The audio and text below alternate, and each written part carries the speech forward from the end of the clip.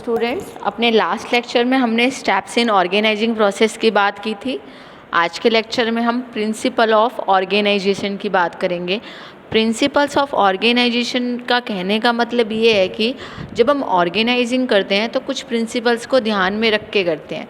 Means कि जब हम ऑर्गेनाइजिंग करें तो ऐसा नहीं है कि अपनी मर्ज़ी से कैसा भी ऑर्गेनाइज कर दें और सोचें इसके रिजल्ट बहुत अच्छे होंगे। नो, हमें क्या करना है, कुछ प्रिंसिपल्स को फॉलो करना है, कुछ प्रिंसिपल्स को माइंड में रखना है, ताकि जो ऑर्गेनाइजिंग हम कर रहे हैं उससे हमें जो रिज़ल्ट है वो कैसा मिले, डिज़ायरेबल रिज़ल्ट मिले। कहने का मतलब है कि अगर जब हम नॉर्मली एक ऑर्गेनाइजिंग करते हैं कि भाई इसकी ये ड्यूटीज़ है, इसकी रिस्पॉन्सिबिलिटी है, और हम किसी के प्रिंसिपल को फॉलो नहीं कर रहे हैं, नॉर्मली ऐसे ही बोल देते हैं ये आपकी ड्यूटीज़ है, ये आपकी रिस्पॉन्सिबिलिटी है, तो अगर हम सिस्टमैटिक वे में, ठीक है, अगर हम सिस्टमैटिक वे में एफिशिएंटली ड्यूटीज़ असाइन नहीं करेंगे तो जो उसका रिज़ल्ट होगा, वो जो रिज़ल्ट आएगा वो हो सकता है कि कन्फ्यूज़न हो जाए, एम्प्लॉयज़ की आपस में कन्फ्लिक्ट हो जाए, कि दोनों आपस में उनका कन्फ्लिक्ट होने का मतलब है मन मुटाव हो जाए कि भाई हाँ मेरी तो ये रिस्पॉन्सिबिलिटी थी, मेरी तो ये थी, मुझे ये काम करना था। या फिर हो सकता है कि उनके अंदर फ्रिक्शन आ जाए। मीन्स कहने का मतलब ये है कि अगर हम प्रिंसिपल्स ऑफ ऑर्गेनाइजिंग को फॉलो नहीं करते हैं और ऑर्गेनाइजेशन कर देते हैं एक फर्म में, तो हो सकता है कि हमें कुछ एडवर्स रिजल्ट देखने को मिले। तो इसीलिए जब भी हम ऑर्गेनाइजिंग करते हैं तो कुछ प्रिंसिपल्स को फॉलो करते हैं। उन्हीं प्रिंसिपल्स के बारे में हम पढ़ेंगे। तो देखो क्या कह रहा है आपकी बुक में, organising is the stabilisement of relationship among various person and positions in the organisation. हमें पता है कि हम ऑर्गेनाइजिंग में क्या करते हैं, पोजीशंस ही देते हैं पर्सन्स को, एम्प्लॉयज़ को, ठीक है, उनकी कैपेबिलिटी के अकॉर्डिंग, उनकी जो उनको हम टास्क प्रोवाइड करते हैं। It also involve the assignment of responsibility and delegation of requisite authority. और इसके साथ साथ बताया था कि भाई जो हम रिस्पॉन्सिबिलिटी दे रहे हैं उसके अकॉर्डिंग हम उनको क्या प्रोवाइड करें, अथॉरिटी प्रोवाइड करें, ताकि वो अपना काम अच्छे से कर सकें, ठीक है। तो कभी कभी क्या होता है कि अगर if the work is not allocated properly there may be arise conflict, मनमुटाव आ जाता है, कन्फ्यूज़न होती है, फ्रिक्शन होती है अमंग पीपल, ठीक है। जो एम्प्लॉयज़ है हो सकता है कि उनके बीच में क्या हो, कन्फ्लिक्ट होए, कन्फ्यूज़न होए, और एम्बिग्यूटी भी हो सकती है। एम्बिग्यूटी का मतलब होता है कि कन्फ्यूज़न होना, ठीक है। मीन्स कहने के यहाँ पे लिखा हुआ है कि कन्फ्यूज़न हो सकती है। कन्फ्यूज़न से क्या कहने का मतलब है इसका, कि पता ही ना चले कि मुझे कौन सी ड्यूटी असाइन की गई थी, तो मेरी क्या रिस्पॉन्सिबिलिटी है और मेरा क्या अथॉरिटी है। तो हम क्या फॉलो करते हैं इन सब चीज़ों को दूर करने के लिए, प्रिंसिपल्स, ठीक है, किसके, प्रिंसिपल्स ऑफ ऑर्गेनाइजिंग। तो on the basis of past experience certain principles have been derive for a sound business organisation, ठीक है। तो अगर हम चाहते हैं कि ऑर्गेनाइजेशन अच्छी हो तो हम प्रिंसिपल फॉलो करते हैं। तो Taylor, Henry Fayol and Urwick have spelled out various principles on the basis of their experience in business। तो F.W. टेलर हो गए, हेनरी फ्योल हो गए और अर्विक हो गए, उन्होंने क्या किया है, प्रिंसिपल्स दिए हैं किससे रिलेटेड, ऑर्गेनाइजेशन से रिलेटेड। तो वन बाय वन हम इन प्रिंसिपल्स के बारे में पढ़ेंगे। फर्स्ट प्रिंसिपल है प्रिंसिपल ऑफ ऑब्जेक्टिव। देखो कहने का क्या मतलब है, प्रिंसिपल ऑफ ऑब्जेक्टिव का मतलब ये है कि हम सब जानते हैं कि जो भी कोई फॉर्म है उसके कुछ एम्स होते हैं, कुछ गोल्स होते हैं जो कि हम चाहते हैं कि वो अचीव करें, ठीक है। तो जो कॉमन गोल होते हैं उनको अचीव करने के लिए हम क्या बनाते हैं, और हम क्या करते हैं, ऑर्गेनाइजेशन करते हैं। मीन्स ड्यूटी असाइन करते हैं, प्रॉपर बताते हैं कि आपकी ये रिस्पॉन्सिबिलिटी, ये अथॉरिटी है, ताकि हम क्या अचीव कर सकें, ऑर्गेनाइजेशनल ऑब्जेक्टिव। अगर हमारा कोई ऑर्गेनाइजेशनल ऑब्जेक्टिव होगा ही नहीं तो जो मान के चल रहे हैं हमको वेरियस डिपार्टमेंट्स है वो क्या करेंगे, अपने अपने ऑब्जेक्टिव लेके चलेंगे, अपने अपने गोल्स लेके चलेंगे, तो हो सकता है कि कन्फ्लिक्ट हो जाए किसमें, डिफरेंट डिपार्टमेंट्स में। फॉर एग्जांपल अगर मान के चलो ऑर्गेनाइजेशनल गोल्स नहीं डिसाइड कि कितने हमें टारगेट नहीं डिसाइड कि कितना हमें अचीव करना है, तो हो सकता है प्रोडक्शन डिपार्टमेंट बोले कि मैं 50,000 यूनिट प्रोड्यूस करूँगा, बट सेल्स डिपार्टमेंट बोले मुझे तो 60,000 की सेल करनी है, ठीक है। तो ये क्या हो गया, कन्फ्लिक्ट हो गया। क्यों, क्योंकि जब प्रोडक्शन बोलेगा मैं 50 का ही करूँगा, तो सेल्स जो सेल्स डिपार्टमेंट है वो 60,000 का कैसे सेल कर पाएगा, ठीक है। तो क्या होना चाहिए, प्रिंसिपल ऑब्जेक्टिव होना चाहिए किसका, ऑर्गेनाइजेशन का एक ऑब्जेक्टिव होना चाहिए, ताकि उसको फॉलो करके क्या कर सके, काम कर सके वेरियस डिपार्टमेंट्स। तो यही कह रहा है इसमें कि a common goal so devise for the business as a whole and the organisation is set up to achieve that goal, ठीक है। तो in the absence of a common aim various departments will set up their own goals and there is a possibility of conflicting objectives for different departments. अभी मैंने आपको बताया कि अगर एक कॉमन गोल नहीं होगा तो हो सकता है उनमें कन्फ्लिक्ट हो जाए। फिर आता है प्रिंसिपल्स ऑफ स्पेशलाइजेशन। देखो मैंने आपको बताया था कि जब हम एक काम कॉन्टिन्यूसली करते होते हैं तो हम उसमें स्पेशलाइज हो जाते हैं। तो वही बात कर रहा है कि जब हम काम देते हैं इंडिविजुअल को तो वो क्या हो जाता है, उस काम में स्पेशलाइज हो जाता है, उसकी स्किल इम्प्रूव हो जाती है, ठीक है। तो कहने का मतलब ये है कि जब भी हम ऑर्गेनाइजिंग करें तो प्रिंसिपल ऑफ स्पेशलाइजेशन को फॉलो करें कि जो जिस काम करने के लायक है, जिसकी जो क्वालिफिकेशन है, जो कैपेबिलिटी है, जो स्किल है, उसके ही अकॉर्डिंग उसको काम दिया जाए।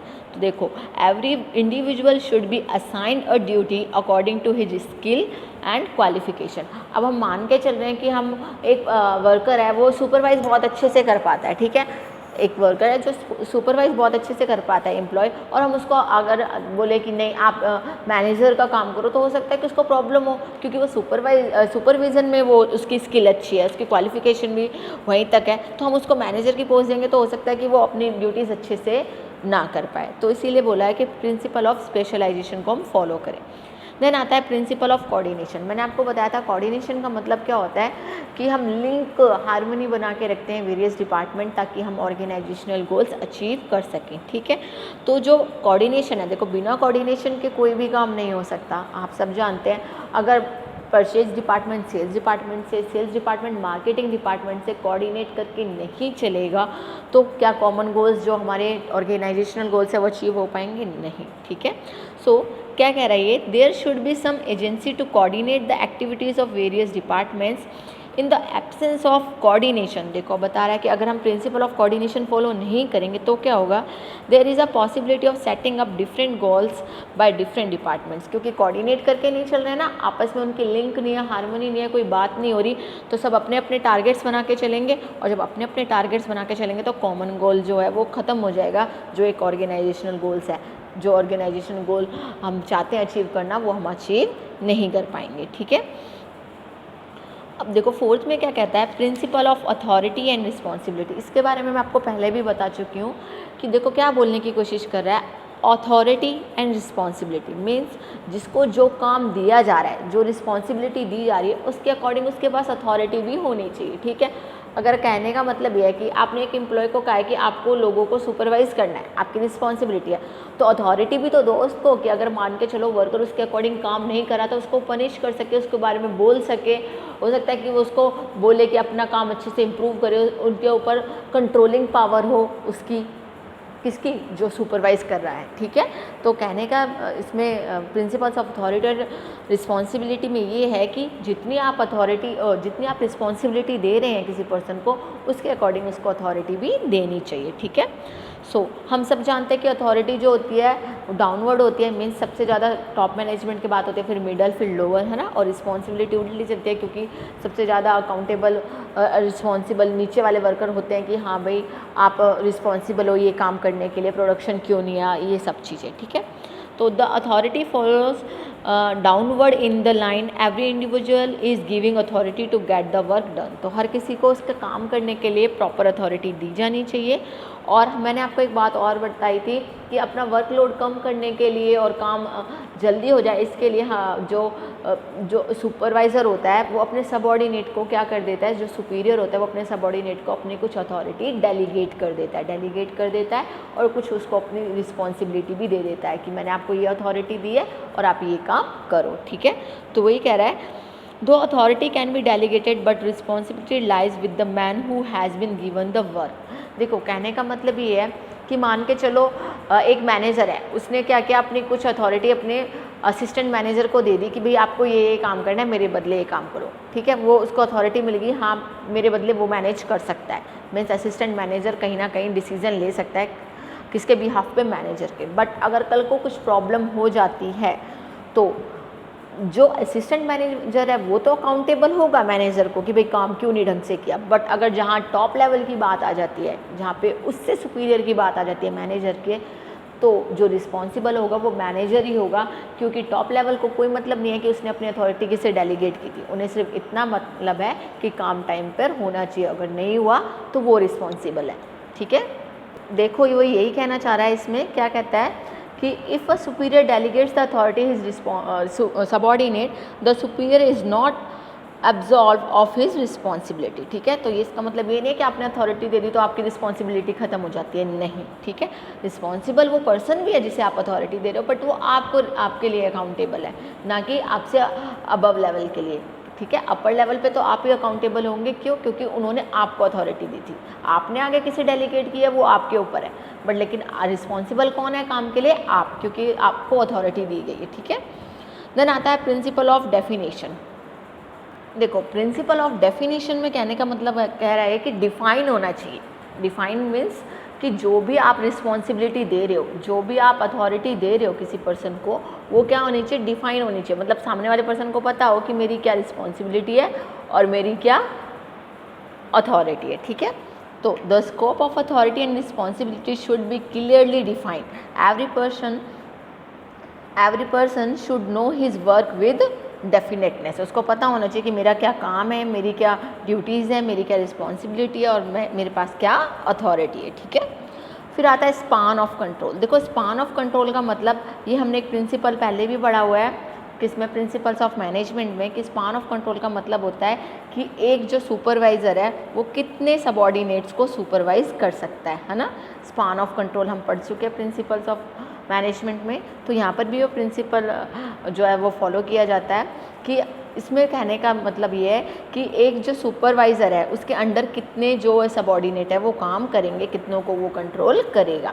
तो span of control means how many subordinates can be supervise by a supervisor. ठीक है, तो बहुत ज़्यादा नहीं होने चाहिए कि आप ये सोचें कि एक पर्सन है और उसके नीचे आपने 50 पर्सन रख दिए कि हाँ भाई आप इसको कंट्रोल करो, नहीं। तो कितना होना चाहिए?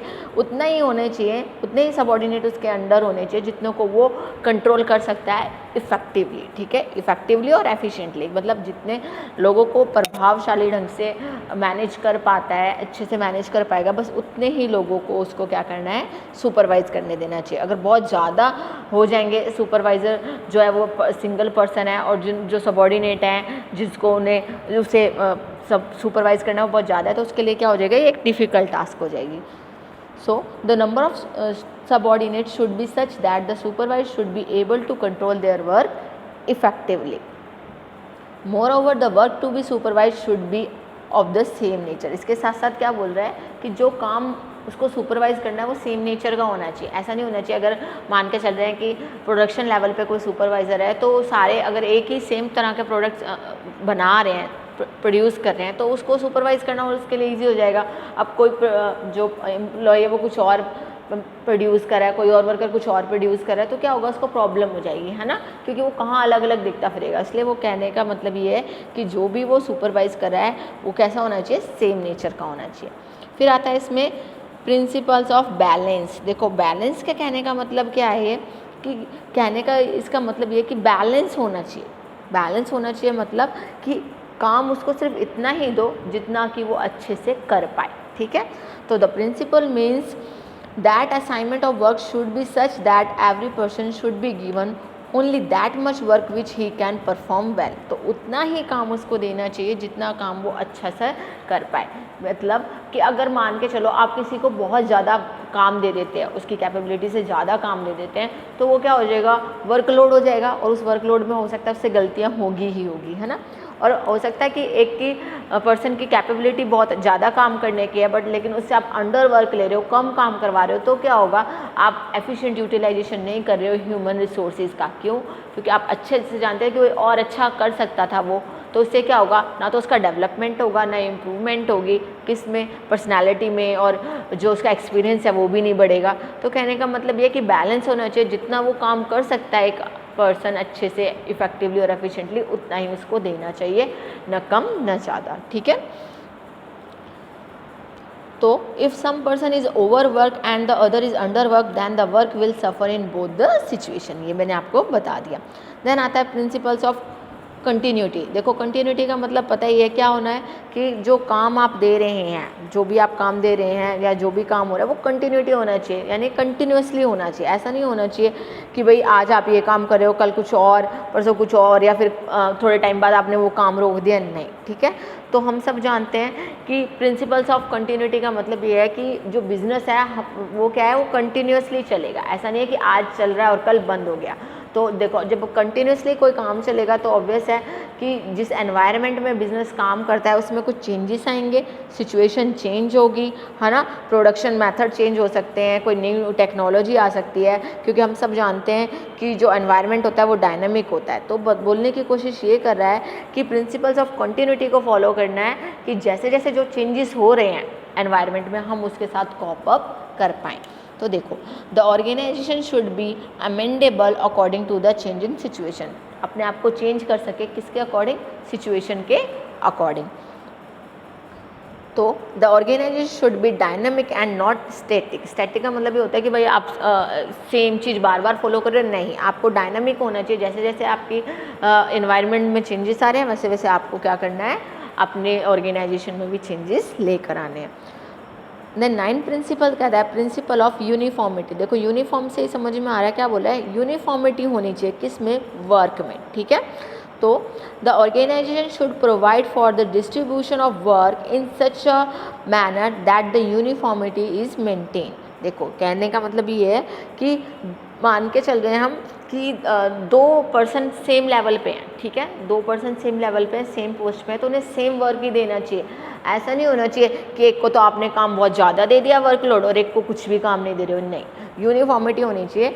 ठीक है, तो each officer should be in charge of his respective area so as to avoid dual subordination and conflict. और ये भी कहना चाहता है कि मान के चल रहे हैं कि आप कोई काम जो सुपरवाइज कर रहे हो, ठीक है, यहाँ पर ये प्रिंसिपल ऑफ उससे रिलेटेड है, जो आपने होता है ना प्रिंसिपल ऑफ कमांड, उससे रिलेटेड है। ऐसा होना चाहिए कि भाई जो वर्कर है तो उसका जो एक ही क्या हो, सुपरवाइज़र हो या फिर जो एक ही है वो पर्सन उसको कंट्रोल करने वाला हो। अगर एक से ज़्यादा जगह से कमांड मिलेगी तो क्या होगा, सबऑर्डिनेट में कन्फ्लिक्ट हो जाएगी और काम जो है वो पूरा नहीं हो पाएगा। तो ये किससे रिलेटेड है, principle of unity, principle of command से रिलेटेड है। ठीक है, आगे देखो नेक्स्ट इसमें आगे बोलता है ये principle of unity of command. देखो जो मैंने आपको 9 प्रिंसिपल बताया प्रिंसिपल ऑफ यूनिफॉर्मिटी, मैंने आपको इसमें ये बताया था कि जो प्रिंसिपल ऑफ यूनिफॉर्मिटी के सेम लेवल पे पर्सन है तो उसको आपको सेम काम देना चाहिए। ठीक है, ये बात मैंने आपको बताई थी। उसके साथ साथ मैंने आपको बोला था कि जो each officer should be in charge of his respective area so as to avoid dual subordination and conflict, कि जो मान के चल रहा है जो ऑफिसर जिसका काम में उसको दिया गया है कि आपको ये सुपरवाइज़ करना है, ये सुपरवाइज़ करना है, तो उसी से रिलेटेड उसको काम होना चाहिए। उसको आगे सबऑर्डिनेट में नहीं देना चाहिए कि आपको ये भी हैंडल करना है, ये भी हैंडल करना है। ठीक है, ये हमने यूनिफॉर्मिटी की बात की थी। तो आगे इसका एक्सटेंशन में क्या है, यूनिटी ऑफ कमांड है। यहाँ पे तो जो प्रिंसिपल ऑफ यूनिफॉर्मिटी की बात की गई थी वो जो मेन हमारा मोटिव था वो ये था कि जो सुपरवाइज़र है उस पर वर्कलोड ज़्यादा ना हो, कि भाई उसे सबऑर्डिनेट हिसाब से मिले। ठीक है, but principle of unity of command में क्या है कि जो कमांड मिल रही है किसको, सबऑर्डिनेट को, वो कैसे मिलनी चाहिए, यूनिटी ऑफ कमांड होनी चाहिए। मीन्स कि हमने principle of unity of command पहले भी पढ़ चुके हैं प्रिंसिपल्स ऑफ मैनेजमेंट में कि हमारा एक ही बॉस होना चाहिए। ठीक है, एक ही बॉस होना चाहिए। तो देखो इन दोनों में कंफ्यूज नहीं होना।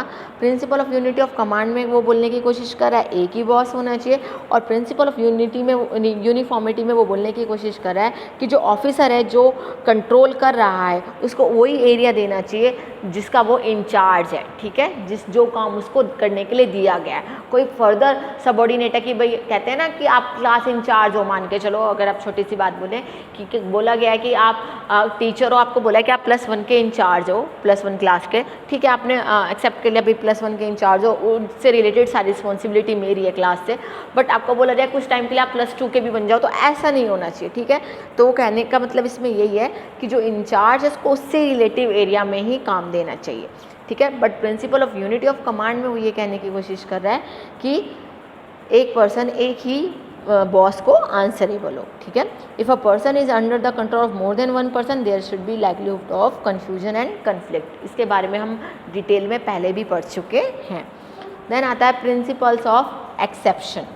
देखो क्या बोला है, प्रिंसिपल ऑफ एक्सेप्शन का मतलब यहाँ पे बहुत ज़रूरी है कि जो काम बहुत डेली रूटीन के काम है, ठीक है, जो रूटीन के काम होते हैं वो हम किसको दे देते हैं, जो डेली रूटीन के काम होते हैं वो हम लोअर लेवल पे दे देते हैं कि हाँ भाई आप डिसीजन ले लो, और जो मेन काम होते हैं वो कौन लेता है, टॉप लेवल कहते हैं। तो प्रिंसिपल ऑफ एक्सेप्शन का मतलब यही है कि जो रूटीन वर्क है वो कौन करेगा, रूटीन वर्क लोअर लेवल पे करेगा, और जो बहुत सोच समझ के जो डिसीजन लिए जाते हैं वो कहाँ पे ले जाएंगे, टॉप लेवल पे ले जाएंगे। तो रूटीन वर्क के जो काम होते हैं वो हम लोअर लेवल पर इसलिए दे देते हैं ताकि हम जो मेन हमारी एक्टिविटी है ऑर्गेनाइजेशन की उस पर टॉप लेवल फोकस कर सकें।